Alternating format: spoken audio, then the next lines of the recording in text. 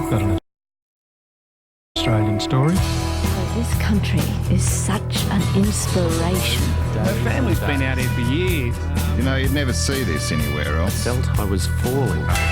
It's a secret I've been keeping for my whole life. This reaches to the depths of my soul. Learn from these wild animals of the bush. Yeah, well, that's my Australian story.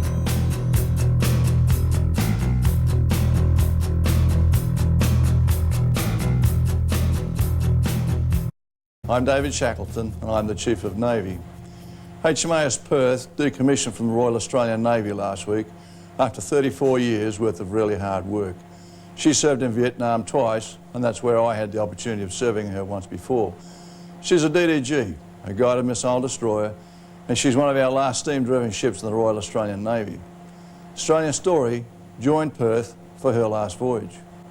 Currawong, this is Perth, lead towards the right-hand edge of the finger walk. That edge. 1, 2, 3, 3. Convey telegraphs, revolution indicators on both main engines. Mid-ship. One of the great things about being in command of a ship like Perth is that no day is ever the same, and it depends on what tasking we've been given, where we are in the world and what we're about, as to how the day unfolds. Bring on revolutions 5-0. In many respects, I operate by veto, and I would suggest in the current environment is more of a coach or a captain coach. The key thing is that we've got to be able to work as a team, and in Perth with 330 people that can become quite a complex activity. Going to sound one prolonged surf for these windsurfers. Hostilites navigator, make one prolonged blast. Steam power in the Navy has been going through a slow demise for a number of years, and now we're at the point that we're losing steamships. The destroyers are the last of the steaming demons.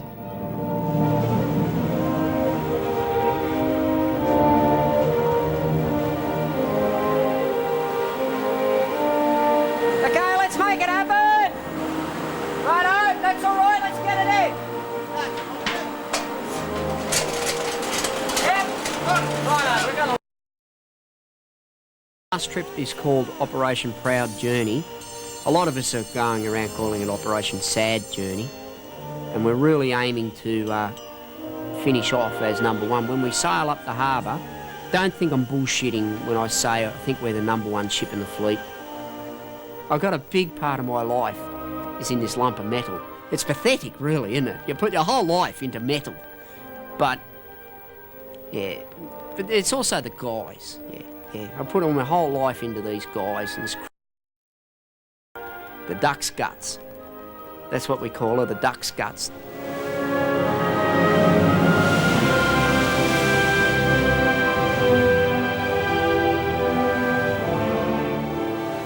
It's quite a remarkable thing to get everybody on board, working as a team, with all the equipment working, going at speed. She might be old and she might be grey, but in my opinion, she cuts a graceful figure and is very powerful.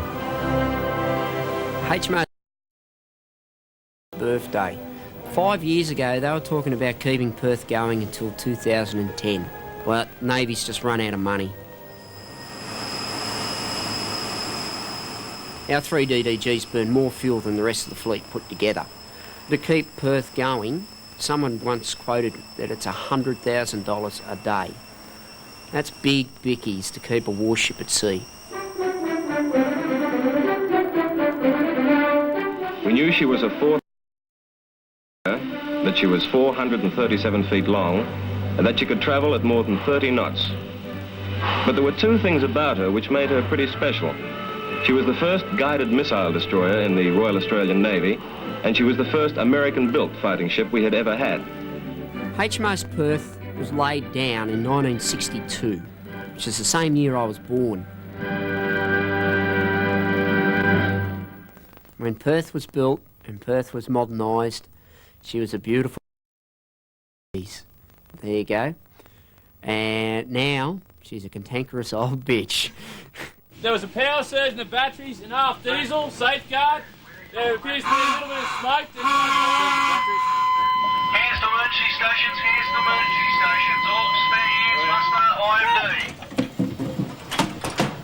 We live a different life on a DDG even to the rest of the Navy. DDG's a harsh, harsh world, and it's blood. What's the lube oil? No lube oil! Stop the shaft! 1275 psi steam will kill you very, very quickly. If a boiler blew up, you'd take half the ship with you. Terry! Open up the crime over! Stick over it! Move over! Let's go! Today, gold drill that went to absolute crap because guys are really la-di-da-di-da not putting the full effort in. Now they've got to realise that if we have something dangerous happen, it can happen on the last week, the last day or the last hour. And if they don't bloody pull their act into gear, someone will get killed on the trip. Nobody has ever been killed on a DDG or even seriously hurt. And that's an outstanding record. And the only way we can get into these guys' senses of duty. Can I put something in night orders about the shit fight today, or is the bone in? No, what was said this morning's plenty. All right, so I wore a second arsehole from the skipper from that today, and I don't want to go up and have to apologise again for crap like that, because that was bloody shit.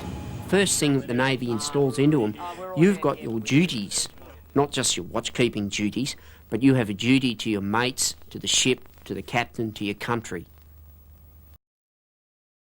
In your duty, you let down your mates, your ship, your captain and your country. Yeah. Engineer, sir, the evening brief. Engines, my dear chap. My first duty, above everything else, is the safety of my people and the safety of my ship. And that requires a lot of work at all levels to ensure we get that bit right. There is a bit of rustiness there, which is to be expected after being alongside for that length of time. One of the most important things that I try to do is to ensure that each one of those achieve their personal goals. And I hope the young fellows learn a few things. I've got a theory about brain and belly. You've got to feed the belly, obviously, to keep things going. Usually if they get a good meal, they're not going to worry about what they're doing at work, what they see as a problem at work. It usually all disappears when they start have a good feed. Kitchen here, yeah, the same menu right from the captain all the way down. Everyone eats the same. The CO, he loves his steak. We can give that to him 7 days a week. I think he'd like it.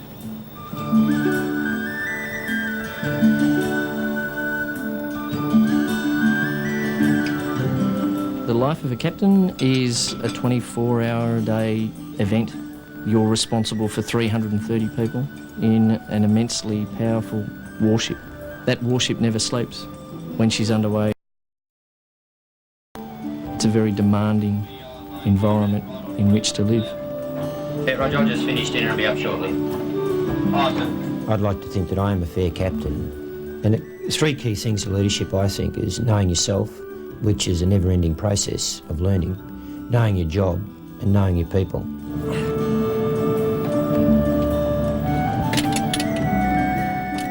When I first joined the Navy, I was this skinny little runt, didn't have a clue about life, and it was just something I think that was inevitable.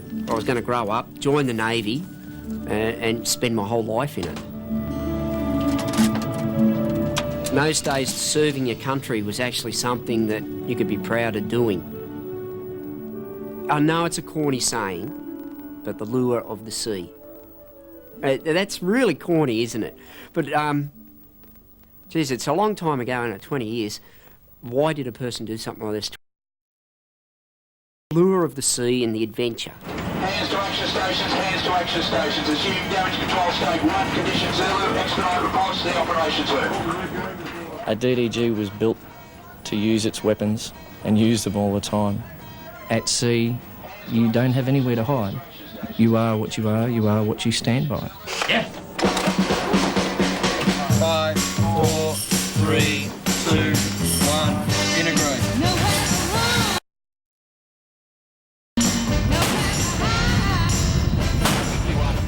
Person's got to remember that officers are on board the ship not to be your friends, but to lead you into battle. They're the guys basically up in the ops room fighting the ship. If I'm in bed at 3 o'clock in the morning, I like to be able to sleep knowing that we're not going to die. Red 90. Aircraft bearing 190, tracking right to left.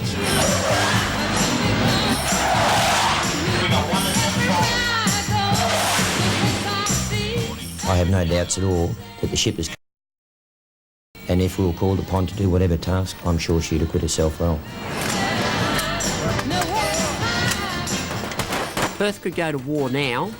I know the captain's not going to like this. Yeah, we could go and we'd win, because I'm sure he'd kick ass. But if we went for an extended time, we'd break down somewhere.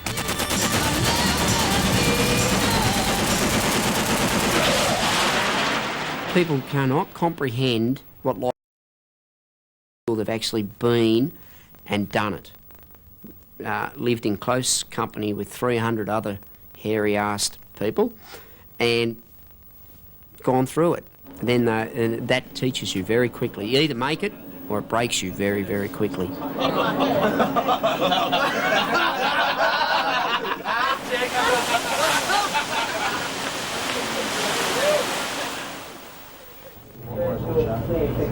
Well, let's try and contact somebody and find out where I've got to park. We've had with Western Australia and visiting Perth and Fremantle. Well, it's very important because it'll be the last one that we'll be able to do for the citizens of Western Australia. Small green and red flags, yeah? Oh, that tiny little flag. That's the one too. I sensed the day before that the people would be tense. I needed to be calm. I was very comfortable and I was supremely confident that we'll come down the harbour perfectly. Thank you, linesman. Thank you, ball boys. Worked as a great team. Poor engines, we've got nowhere with another bastard. Command of a destroyer carries the responsibilities of providing a public image for the Navy. In today's environment, that can very, very quickly grow into something that requires more effort than what we're there for. Get back here. And he doesn't enjoy it. He enjoys driving his ship. He enjoys driving his people. Hey, have a great time and drink all my beer and wine, which you always do. Great to see you, Patsy. Hello. Ma'am, welcome aboard.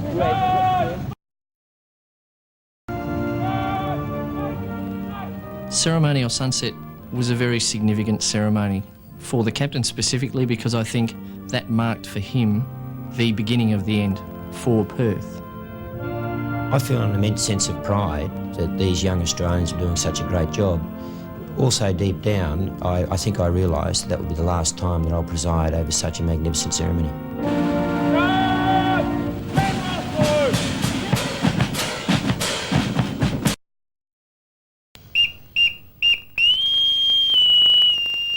Call the hands, call the hands, call the hands. Wakey, wakey, wakey.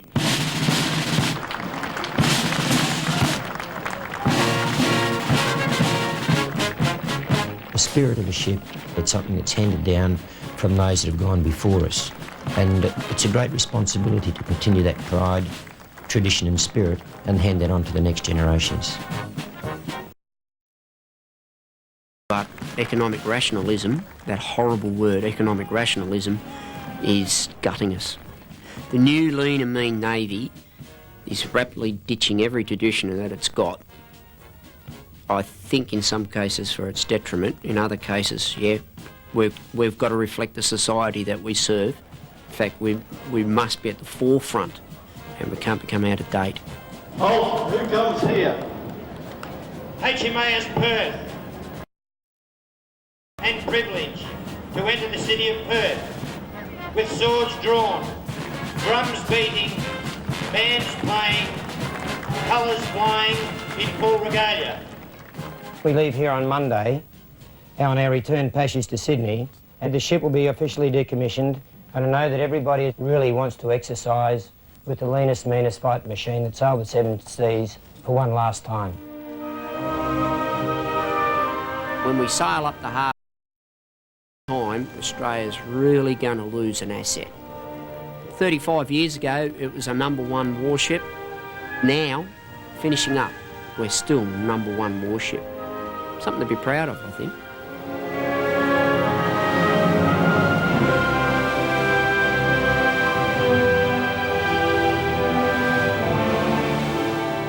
The sad thing is, nobody really will care much. Really. Grab at the end of the news. They're even changing the date that the ship's paying off so it doesn't clash with the footy grand final. Because if we did it that weekend, nobody would hear it all. Sad. When we decommission the ship, I will be saying goodbye to the sea as a commanding officer. I feel quite an honour, having had the opportunity to command Perth. And indeed provide the opportunity for us to tell our story. There's been 7,000 great Australians serving this magnificent ship, and it's a great thing. It's a great thing. But I think the saddest day for me personally will be on the decommissioning day, when I stand on the quarterdeck and we haul down the ensign for the last time, and that's folded and handed to me, and my ship's company march off. I'll be the last man off the ship. I'll then report to the Admiral and tell him that our job is done.